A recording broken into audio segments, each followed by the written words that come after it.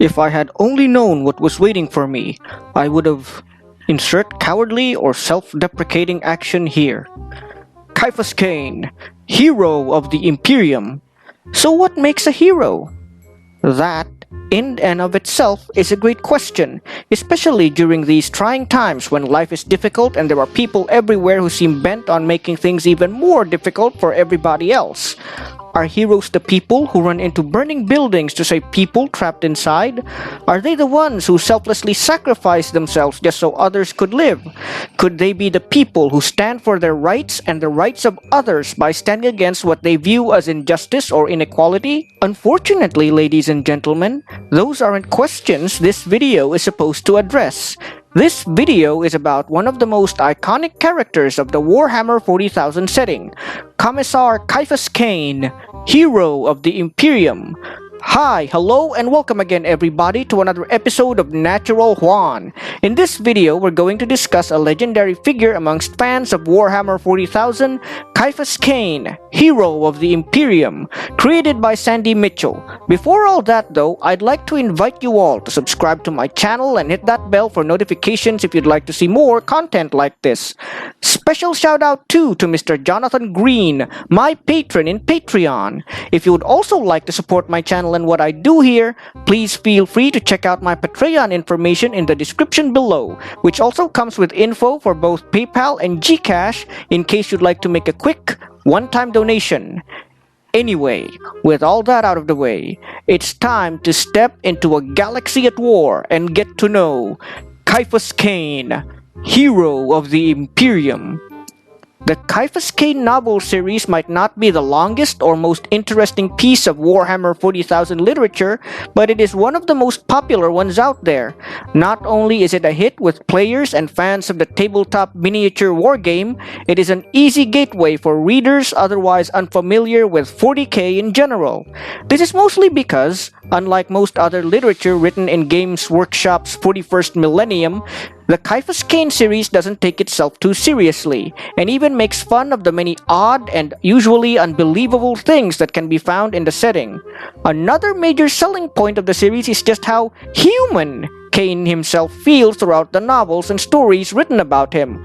While most other 40k novels are about the superhuman space marines or Adeptus Astartes, who are more like walking engines of death and destruction than men, or the human-like but otherwise very alien Eldar, who, though sympathetic in some depictions, are not human at all and are actually some of humanity's greatest enemies. Sandy Mitchell has, so far, written 10 novels and 12 short stories all about the confounded Commissar, and I'm one of the many readers praying that there will be more.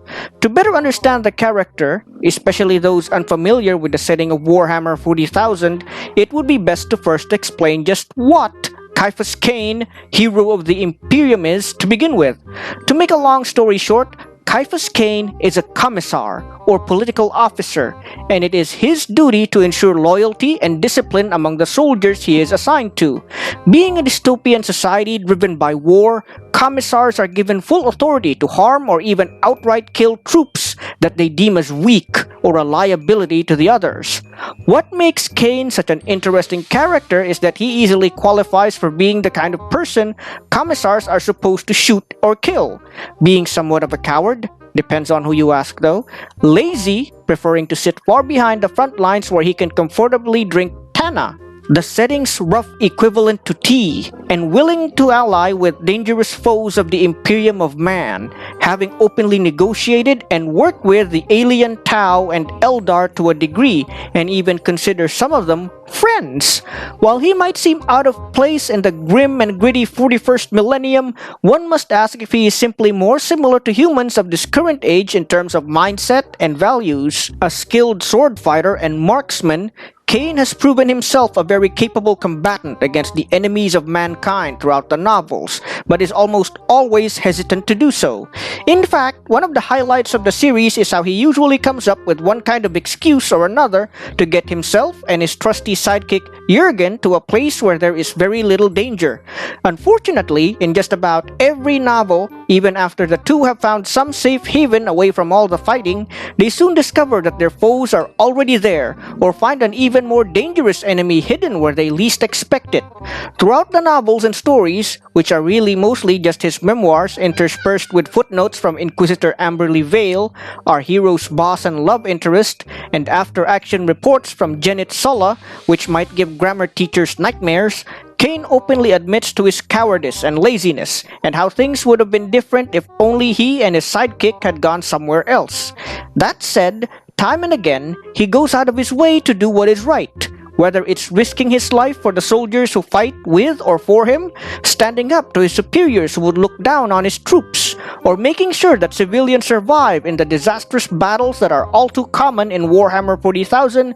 You can bet that Hero of the Imperium is more than just a joke. Or is it? Joining Cain in his battles are his trusty sidekick Ferric Jurgen and Inquisitor Amberly Vale.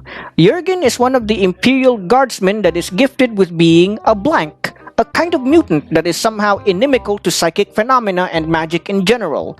This is what allows the otherwise low-ranking soldier to keep up with unnatural monsters that would tear the hardest of men limb from bloody limb quite easily. It's just all too bad that what makes him so dangerous to magical monsters also makes him a kind of social outcast with only Cain as his only real friend throughout the series. Even Cain insists if there was ever really any real hero in their adventures, it would be Jurgen. Amberly Vale, on the other hand, is an inquisitor, an agent of extreme power and influence who can call upon vast armies or fleets of warships to fight the enemies of mankind. She can, quite easily in fact, acquire the aid of Adeptus Astartes or Space Marines, the greatest champions of humanity, or even declare exterminatus upon a world, a dreaded act upon which a planet or world is subjected to complete destruction. That said, much like Cain, Vale is not an insane zealot who recklessly endangers human life and prefers to work quietly from the shadows, taking down the enemies of humanity in secrecy and preferably before they can become a sizable threat. Amberly Vale is also in charge of chronicling, compiling, and occasionally correcting the written works of the Commissar. All in all, Cain is one of those characters who you are never sure whether he's a hero or not. The character himself, as he often states throughout his memoirs, openly state what a coward and slacker he is, but his actions, more often than not, prove otherwise. So, is Cain really the coward he claims to be? Or is he unknowingly a true hero who just doesn't give himself enough credit? Well guys, I'd rather have you read the books and decide for yourselves. Even the author, Sandy Mitchell, admits that he isn't sure where the character fits either. Well, that's it for this episode of Natural Juan. If you like this video and would like to see more like it, please feel free to subscribe to my channel and hit that bell for notifications. If you want to support my channel and what I do here, you'll find my Patreon, PayPal, and Gcash information in the description below. Also, before we go our separate ways, I'd like to say that I would like to ask for support regarding my book, The Misfits, a kind of mashup between Harry Potter and, to a certain degree, Warhammer 40,000. To make a long story short, imagine a mystical military school where 7 kinds of magic are taught, with one bewildered human student in the heart of it all, still unsure of what he must do. Then throw in demons, monsters, and terrorists, and you know you're in for a really turbulent ride. I would really appreciate it if you would spare some change for my work either through Patreon or PayPal, but this isn't really a mandatory thing. No one watching this video is in any shape or form required to support the Misfits. Natural Juan,